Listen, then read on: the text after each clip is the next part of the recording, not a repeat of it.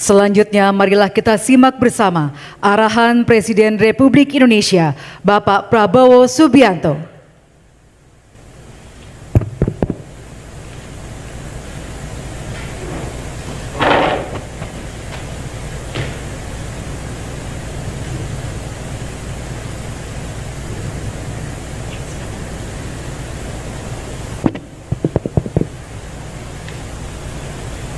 Bismillahirrahmanirrahim. Assalamualaikum warahmatullahi wabarakatuh.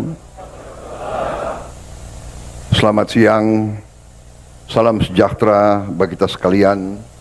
Shalom, salve om swastiastu, namo buddhaya, salam kebajikan, rahayu rahayu. Yang saya hormati Wakil Presiden Republik Indonesia Saudara Gibran Raka Buming Raka, Menteri Perencanaan Pembangunan Nasional sebagai tuan rumah Profesor Dr. Insinyur Rahmat Pambudi, Ketua Dewan Perwakilan Daerah Republik Indonesia Saudara Sultan Bakhtiar Najamuddin, Ketua Komisi Yudisial Profesor Amzulian Rifai,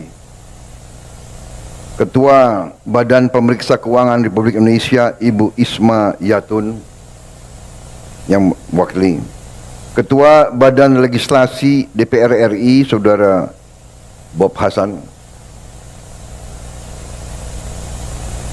para Menteri Koordinator, para Menteri dan Wakil Menteri Kabinet Merah Putih, para Kepala Badan, Kepala Lembaga Pemerintahan, Jaksa Agung, Kepala BIN, Kapolri, Panglima TNI, Gubernur Lemhanas, Gubernur Bank Indonesia, Ketua KPK, Ketua BPKP, Ketua PPATK yang saya hormati, para Gubernur dan pejabat Gubernur, para Kepala Badan Perencanaan Pembangunan Daerah, Sekretaris Daerah Provinsi, Bupati, Wali Kota, dan dari seluruh Indonesia, serta para rektor yang hadir secara langsung maupun melalui video conference. Yang saya hormati dan saya banggakan, hadirin undangan yang berbahagia. Pada kesempatan kali ini, tentunya sebagai insan yang bertakwa, marilah kita tidak henti-hentinya memanjatkan puji syukur kehadirat Allah Subhanahu wa taala, Tuhan Maha Kuasa. Kita masih diberi kesehatan, masih diberi karunia dapat berkumpul di tempat yang bersejarah ini untuk menghadiri pembukaan Musyawarah Perencanaan Pembangunan Nasional RPJMN 2025-2029, Rencana Pembangunan Jangka Menengah Nasional. Dalam kesempatan kali ini saya ucapkan terima kasih kepada Kepala Bappenas dan seluruh jajarannya serta seluruh Gubernur dan Kepala Badan Perencanaan Daerah, Pembangunan Daerah yang telah bekerja keras menyusun dan menghasilkan rencana pembangunan jangka menengah ini. Saudara-saudara sekalian, dalam hidup bernegara ada beberapa filosofi bernegara yang bermuara kepada faham ekonomi. Ada faham yang sangat kuat di negara-negara barat tadinya, yaitu yang berpendapat bahwa suatu pembangunan ekonomi tidak perlu direncanakan, bahkan tidak boleh direncanakan. Mereka menganut pemikiran yang disebut neoliberal sekarang, bahwa yang mendorong ekonomi adalah pasar, Pemerintah itu hanya sebagai regulator dan sebagai wasit.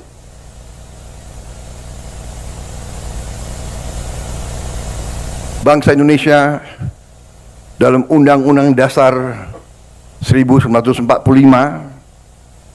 pendiri-pendiri bangsa Indonesia tidak menghanut faham itu.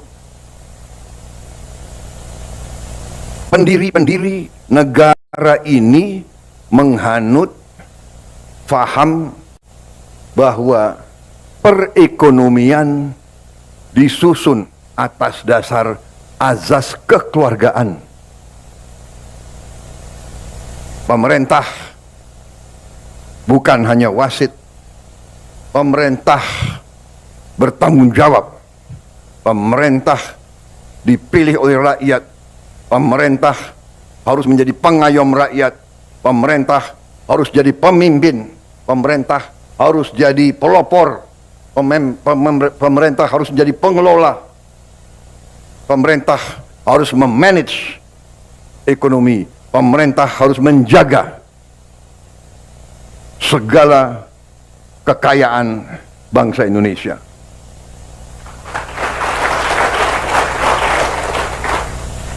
Saudara-saudara, dalam pemahaman ekonomi yang kita sekarang wajib dan pantas untuk menyebut ekonomi kita ekonomi Pancasila. Bahwa ekonomi Pancasila itu adalah penggabungan antara yang terbaik dari pemahaman pasar bebas, kapitalisme, yang terbaik dari ekonomi yang direncanakan, planned economy. Itu Pancasila. Antara pasar bebas dan antara ekonomi yang direncanakan. Bahwa Presiden pertama membuat rencana pembangunan semesta 8 tahun. Kemudian Presiden kedua melanjutkan dengan rencana pembangunan 5 tahun. Bahwa kita berdiri di gedung ini, gedung Bappenas, ini mengingatkan kita bahwa ekonomi kita harus kita berpegang teguh. Ekonomi kita adalah ekonomi Pancasila, ekonomi yang berazas kekeluargaan. Bahwa kita masih teguh, masih berpegang bahwa pembangunan harus direncanakan. Kita mengerti dan kita faham bahwa belum tentu rencana yang terbaik mencapai sasaran 100%. Tetapi azas kehidupan bernegara mengajarkan kepada kita, tanpa perencanaan kita tidak tahu arah yang harus kita lakukan. Dalam setiap organisasi, dalam hidup swasta, dalam korporasi pun harus ada perencanaan. Apa rencana strategis kita? Apa yang akan kita mencapai? Saudara-saudara sekalian, karena itu jelas bagi setiap pemerintah kita diarahkan oleh pembukaan Undang-Undang Dasar Negara Republik kita 1945. Kita diarahkan tujuan nasional yang ditetapkan oleh pendiri-pendiri bangsa kita, yang mendirikan bangsa ini melalui suatu pengorbanan, suatu perjuangan. Mereka merasakan imperialisme, mereka merasakan dijajah, mereka merasakan bahwa kita, warga negara Indonesia waktu itu adalah warga negara kelas 3, kelas 4.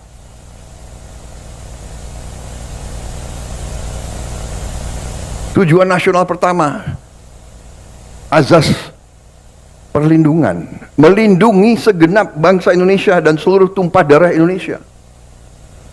Melindungi. Saya disumpah, Saudara Wakil Presiden disumpah untuk menjaga, menjalankan Undang-Undang Dasar. Saya harus melindungi, pemerintah yang saya pimpin harus melindungi segenap bangsa Indonesia dan seluruh tumpah dari Indonesia. Dan saudara-saudara, sebagai bagian dari pemerintah, saudara-saudara, sebagai anak bangsa Indonesia, di bidang masing-masing, di eselon masing-masing, punya tanggung jawab untuk menjalankan Undang-Undang Dasar ini. Kita harus melindungi rakyat kita, melindungi dalam arti yang lengkap, dalam arti komprehensif, dalam arti yang menyeluruh, melindungi secara fisik, melindungi secara fisik artinya rakyat kita harus cukup makan.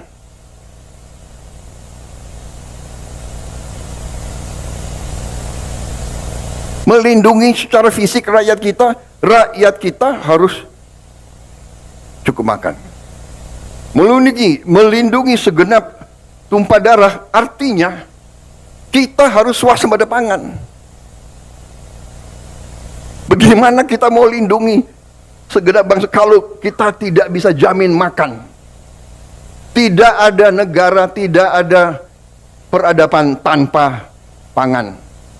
Saya ingatkan saudara-saudara sekalian. Mari kita kembali ke dasar pengetahuan. Jadi perencanaan pembangunan nasional ini penting. Tetapi dasar-dasarnya saya kira menjadi acuan bagi kita. Baru sesudah kita lindungi, tentunya setelah kita menjamin fisik daripada rakyat kita menjamin juga sumber-sumber kehidupan rakyat kita. Kita harus jaga tumpah darah kita, tanah air kita yang kita nyanyi itu.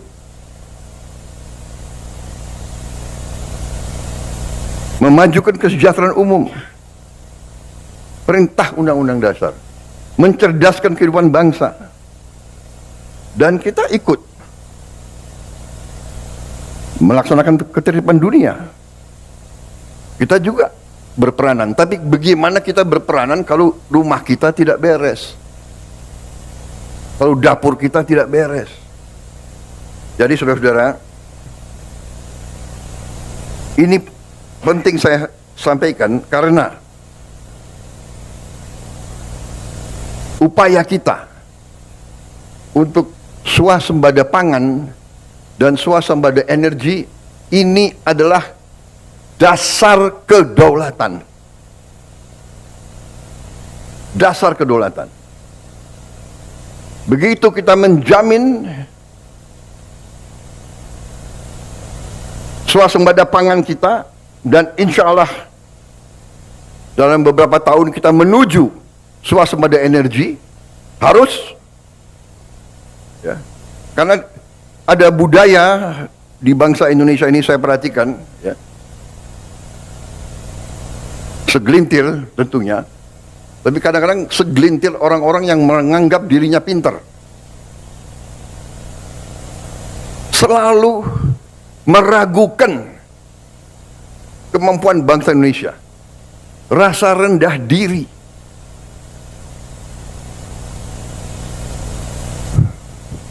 Punya gelar profesor, sekolah di mana-mana yang terkenal, tapi mentalnya masih mental rendah diri. Apa yang dilakukan bangsa sendiri selalu jelek.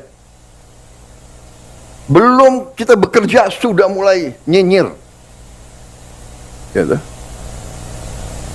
ini, saudara-saudara, pemerintah yang saya pimpin tidak ragu-ragu. Kita berpegang kepada Undang-Undang Dasar 45. Kita berpegang kepada cita-cita pendiri bangsa Indonesia. Kita berniat baik, kita ingin memimpin bangsa ini dengan pemerintah yang bersih. Itu keinginan kita. Dan itu tekad kita. Dan insya Allah, dengan kehendak dan tekad yang baik, insya Allah kita akan mencapai. Indonesia harus mempunyai pemerintah yang bersih. Indonesia harus memiliki pemerintahan yang bersih.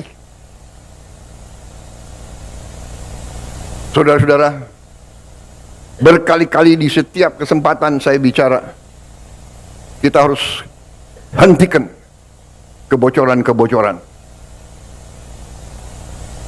Menghentikan. Dan sekali lagi saya ingatkan, aparat pemerintah sangat menentukan. Aparat pemerintah sangat menentukan kebocoran-kebocoran untuk dihentikan. Penyelundupan dari luar ke dalam.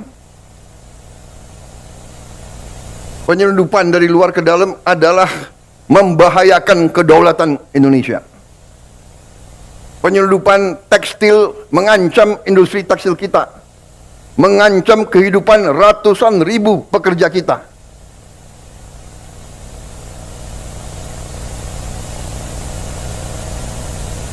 Saya nanti akan cari ahli-ahli hukum, apa wewenang yang bisa saya berikan kepada aparat. Apa kapalnya ditenggelamkan?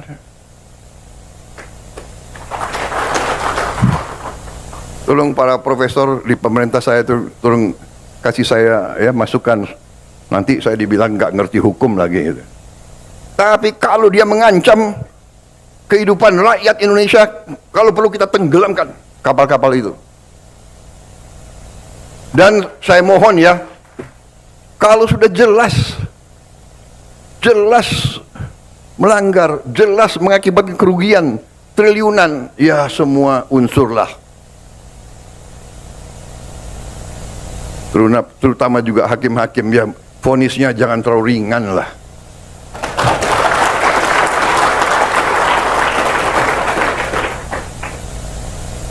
Nanti dibilang Prabowo nggak ngerti hukum lagi.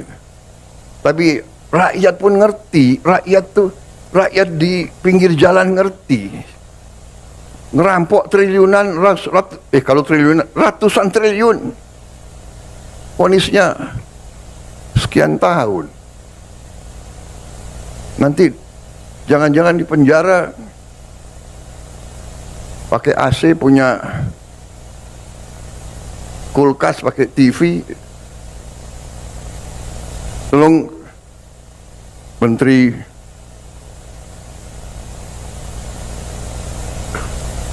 Pemasyarakatan ya, Jaksa Agung ya. Naik banding nggak? Naik banding ya? Naik banding. Vonisnya ya 50 tahun begitu kira-kira itu.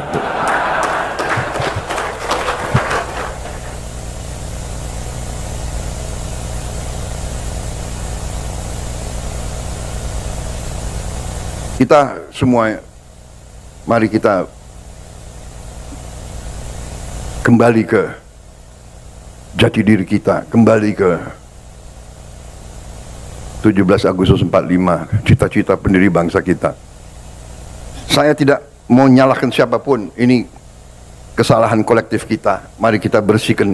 Makanya saya katakan, aparat pemerintahan kita gunakan ini untuk membersihkan diri, untuk membenahi diri sebelum nanti rakyat yang membersihkan kita. Lebih baik kita bersihkan diri kita sendiri. Rakyat Indonesia sekarang tidak bodoh, mereka pinter-pinter. Semua orang punya gadget. Sudah lain, ini bukan 30 tahun yang lalu, ya kan? Ini bukan 20 tahun yang lalu. Jadi saudara-saudara, Musreng Bangnas ini saya gunakan kesempatan ini untuk tadi ucapan terima kasih, dan ini ada kesempatan untuk diperbaiki, saya kira ya kan, masukan dari daerah-daerah, dan juga saya minta kebesaran hati, kebesaran jiwa kita semua. Rakyat saya yakin akan sabar. Rakyat kita rakyat yang baik. Mereka mengerti siapa yang di atas jalan yang benar, siapa yang tidak di atas jalan yang benar. Saudara-saudara sekalian. Jadi, marilah kita berbuat yang terbaik. Dalam arti perencanaan ini kita laksanakan dengan realisme, dengan hal-hal yang konkret. Ya. Terima kasih. Ada angka tadi, ya, kita memang, saya mencanangkan pertumbuhan 8%. Banyak yang tidak yakin dan tidak percaya. Ya, kita buktikan. Belum tentu kita akan capai 8%. Tapi sekali lagi, ya, pemimpin-pemimpin yang berani, pemimpin-pemimpin yang besar dalam sejarah, pengalaman saya sendiri, dalam karier saya sebagai prajurit, kalau saya hadapi musuh yang berat, saya harus yakin saya akan berhasil, saya akan menang. Kalau tidak, kita nggak berani berbuat.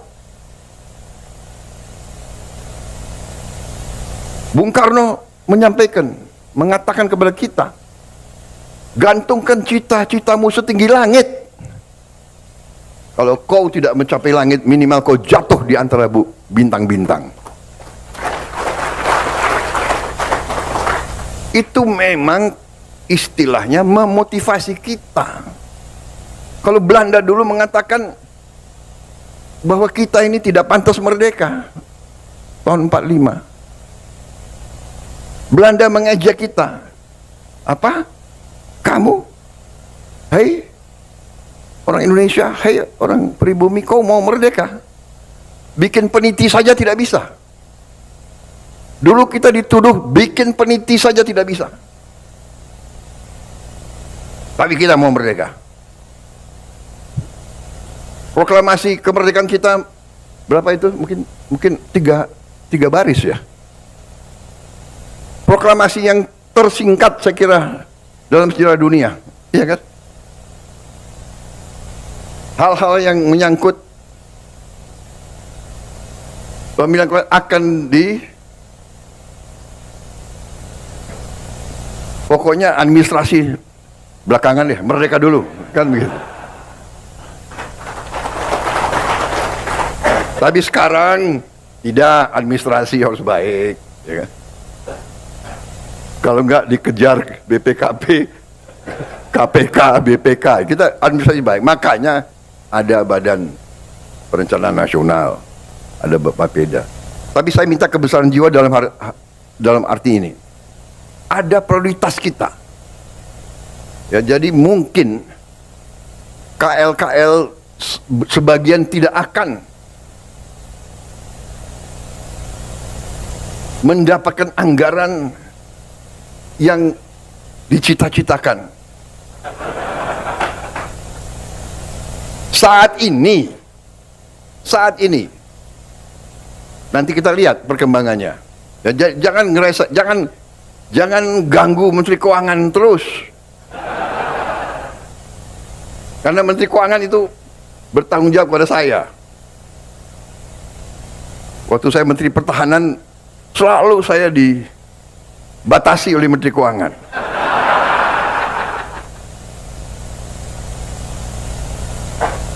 Sekarang yang lemes Pak Safri Samsudin.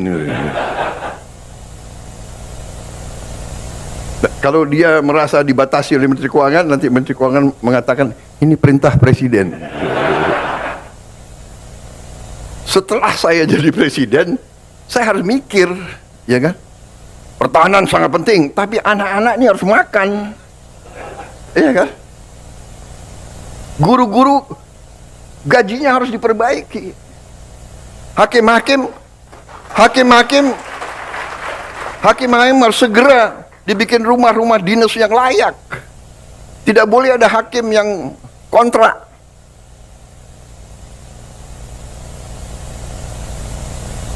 Menteri Perumahan ngangguk-ngangguk.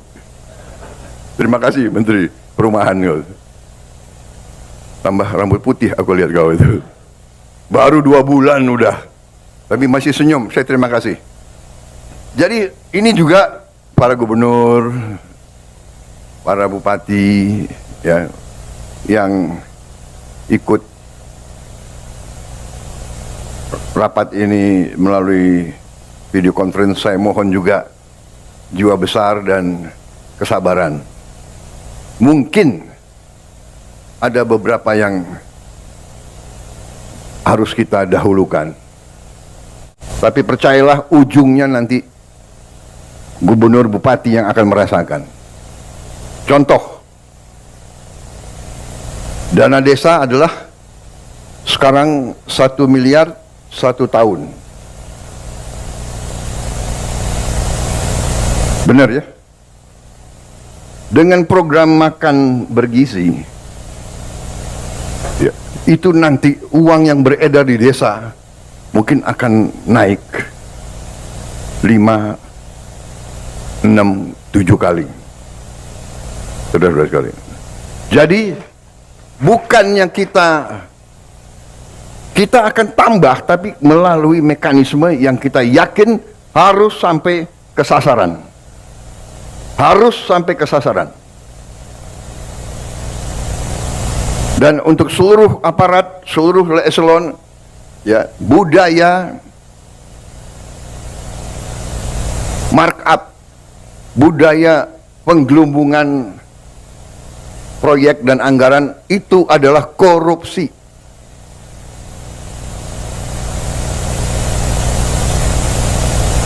Saya ulangi, penggelumbungan markup barang atau proyek itu adalah merampok uang rakyat. Kalau bikin proyek yang nilainya 100 juta, ya 100 juta. Bikin rumah 100 juta, ya 100 juta.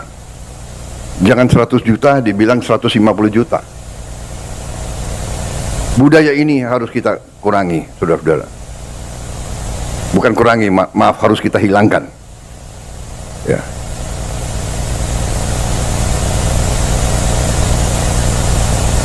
Saya tidak akan ulangi angka-angka. Saudara sudah sering dengar ceramah saya, ya, apa itu ICOR, incremental capital output ratio kita terlalu tinggi.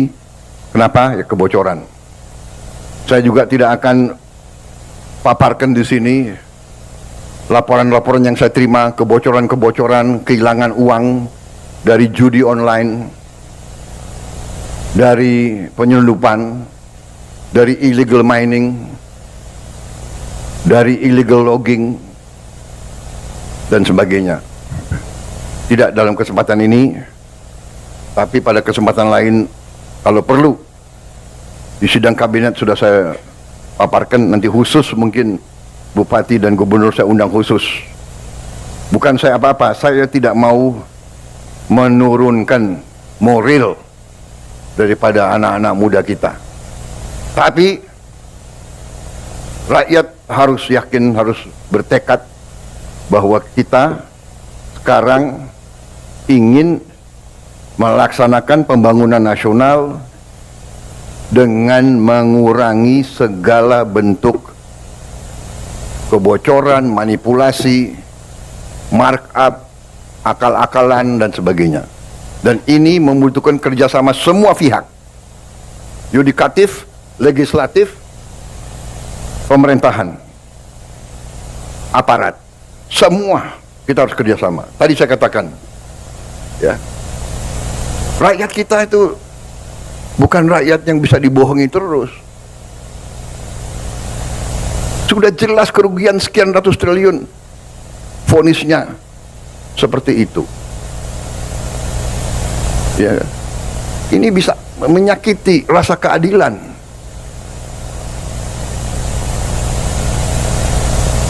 Ada yang curi ayam dihukum berat, dipukulin. Saya kira demikian yang ingin saya sampaikan, saudara-saudara. Terima kasih. Musrem Bangnas, laksanakan dengan sebaik-baiknya. Terima kasih para gubernur. Saudara-saudara adalah pemimpin yang paling dekat sama rakyat. Saudara yang paling dekat, para bupati yang paling dekat, yang paling tahu masalah. Insya Allah dengan kita ngelola dengan baik, penghasilan untuk negara akan baik, real, dan tidak terlalu lama. Ya, kita dengan tadi program digitalisasi, dengan e-government, dengan e-katalog, dengan GovTech, kemungkinan untuk penggelembungan yang gila-gilaan sudah tidak akan, sudah sangat sulit, Di semua KL kita akan melihat nanti hasilnya. Demikian yang ingin saya sampaikan, saudara-saudara sekalian.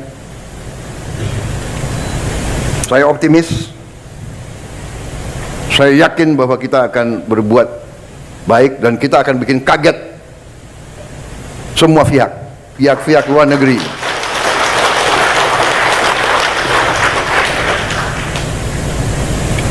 Saya malah ditantang oleh ada pihak-pihak dari luar negeri yang tantang saya. Mereka yakin kita tidak mungkin 8%. Kalau mencapai 8%, saya akan dikasih makan malam gratis. Saya boleh pilih menunya. Saya akan pilih menu yang paling mahal. Tapi karena saya sudah saya harus mengurangi berat badan, jadi bagaimana itu? Terima kasih Bappenas dan seluruh jajarannya atas kerja keras saudara-saudara. Terima kasih Bapeda, Gubernur. Kita melangkah menatap hari besok dengan gagah, dengan keyakinan. Kita kompak, kita bersyukur kepada Tuhan, bersyukur. Negara lain penuh kesulitan, negara lain penuh ketegangan, pertikaian. Saya sampai, kalau keliling luar negeri, saya sampai merasa banyak negara terlalu berharap dari Indonesia. Saya sampai ngeri sendiri, terlalu berharap, disangka kita ini sudah jadi apa begitu. Ya. Minta kami mohon ini, terutama mereka sangat membutuhkan kelapa sawit kita. Ternyata kelapa sawit jadi bahan strategis rupanya. Banyak negara itu takut tidak dapat kelapa sawit. Bayangkan. Jadi jagalah ya para bupati, gubernur, para pejabat tentara, polisi, jagalah kebun-kebun kelapa sawit kita. Di mana-mana itu aset negara. Dan saya kira ke depan kita juga harus tambah tanam kelapa sawit. Nggak usah takut apa itu katanya apa, membahayakan apa itu deforestation, ya kan? Namanya kelapa sawit ya pohon, iya kan? Betul gak? Kelapa sawit itu pohon, ada daunnya kan? Ya oksigen, dia keluarkan, dia menyerap karbon dioksida. Dari mana kok kita dituduh, ya kan? Yang boten-boten aja itu orang-orang itu. Jadi kita baik-baik aja, kita nggak usah, kita tidak, bahkan mereka bingung waktu mereka mau apa tuh ngomong-ngomong mau batasi, kita nggak boleh apa, Eropa kan mau batasi, sekarang bingung sendiri. Saya bilang, oh terima kasih, kita nggak jual ke Anda, terima kasih, saya bilang. Mereka panik sendiri di situ sekarang. Loh, nanti semua industri coklat mereka kacau itu kan. Bikin coklat itu kan dari kelapa sawit itu, sebagian dari deterjen, apa itu, kosmetik. Bingung sendiri mereka, nggak apa-apa. Saya kira itu dari saya. Terima kasih. Wassalamualaikum warahmatullahi wabarakatuh.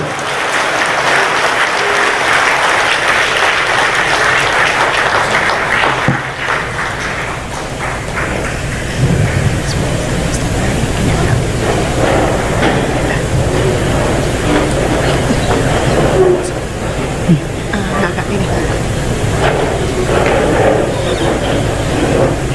Ya, saya ucapkan terima kasih. Oke. Baik. Ya, ya. Sudah.